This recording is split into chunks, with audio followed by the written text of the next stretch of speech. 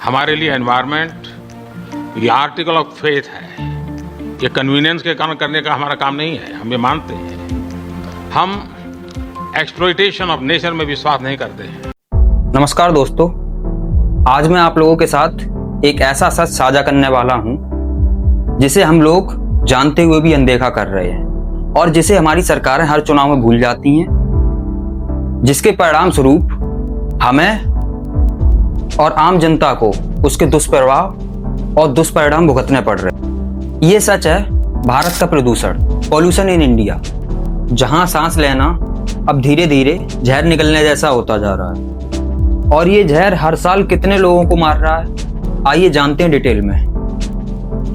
हम किसी चीज में विश्वगुरु बने हो या ना बने हो, लेकिन जिस टॉपिक पे आज मैं बात करने जा रहा हूं उसमें तो जाहिर सी बात है, जो आंकड़े हैं उसके हिसाब से हम विश्वगुरु ही बन चुके हैं। क्योंकि WHO की रिपोर्ट के अनुसार दुनिया के 30 सबसे प्रदूषित शहरों में से 20 तो भारत के ही है। दिल्ली, गाजियाबाद, भिवाड़ी और पटना जैसे शहरों में हवा का हाल इतना खराब है कि WHO की गाइडलाइन के अनुसार जो लेवल बताया गया उससे 10 गुना ज्यादा AQI रिकॉर्ड किया जाता है। CPCB, central pollution control board के अनुसार भारत में 351 से ज्यादा नदियां गंभीर रूप से प्रदूषित हैं। अब बात करते हैं क्या पुरानी सरकारों द्वारा और मौजूदा सरकार द्वारा इस चीज को रोकने के लिए या इसमें सुधार लाने के लिए कोई प्रयास किए गए या नहीं। सरकारें तमाम तरीके के जुमले और तमाम तरीके के प्रोजेक्ट लाती रही, जैसे कि गंगा, यमुना और साबरमती। इन नदियों को मुख्यतः साफ करने के लिए साफ नदियां और नमामि गंगे जैसे प्रोजेक्ट लाए गए, जिनसे कोई खासा असर नहीं हुआ और आज भी दिन कोई प्रदूषण का निपटारा नहीं हुआ। और मौजूदा सरकार और विगत सरकारों ने बहुत सारे प्रोजेक्ट लॉन्च किए स्वच्छता अभियान के लिए, साफ सफाई के लिए और नदियों को साफ करने के लिए भी बहुत सारे प्रोजेक्ट लॉन्च किए, कई मुहिम चलाई। लेकिन सरकारों को ये देखकर भी अनदेखा नहीं करना चाहिए कि जो कारखानों का गंदा पानी, शहरों का गंदा पानी नदियों में जो आ रहा है, उसका उचित प्रबंधन क्यों नहीं किया सरकारों ने और उस पर ध्यान क्यों नहीं दे रही है।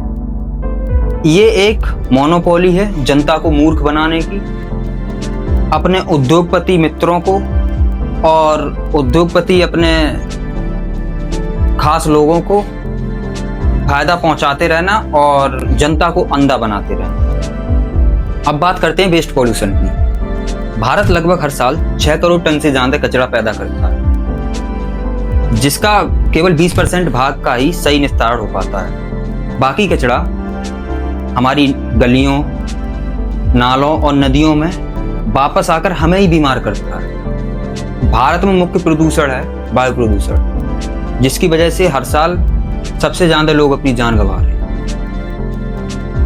अब वायु प्रदूषण की रोकथाम के लिए क्या सरकार कोई ठोस कदम उठा रही है?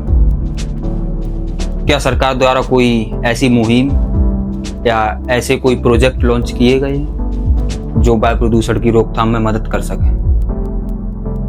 पर्यावरण मंत्रालय द्वारा संसद भवन में दिए गए बयान के अनुसार विगत 10 वर्षों में 1.73 लाख हेक्टेयर वन भूमि को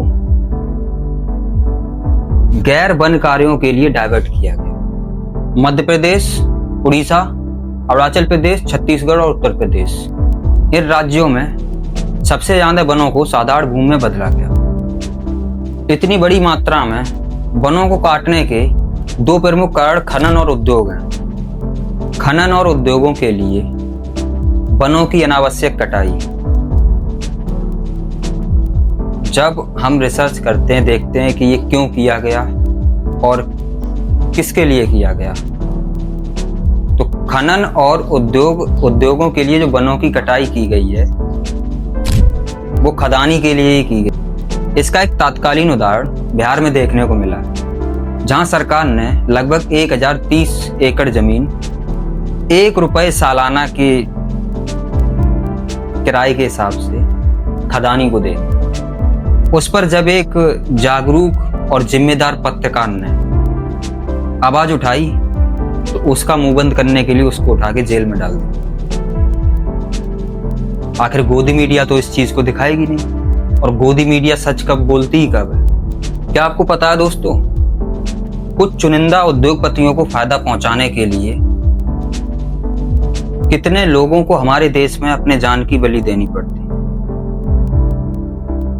लगभग हर साल 17 लाख लोग पॉल्यूशन की वजह से अपनी जान गंवा रहे हैं, और सरकार कुछ उद्योगपतियों को फायदा पहुंचाने में जागरूक। हमारे देश में सरकार से अच्छा काम तो वो लोग कर रहे हैं जो प्रतिदिन कचरा और प्लास्टिक इकट्ठा करके अपने परिवार की जीविका चलाते हैं। वो कर तो मजबूरी में अपने परिवार की जीविका चलाने के लिए रहे हैं, लेकिन उससे हमारे पर्यावरण को पॉल्यूशन मुक्त होने में बहुत मदद मिली। मेरा आपसे भी सविनय निवेदन है, ये समस्या किसी एक की नहीं है, ये हम सभी की समस्या है।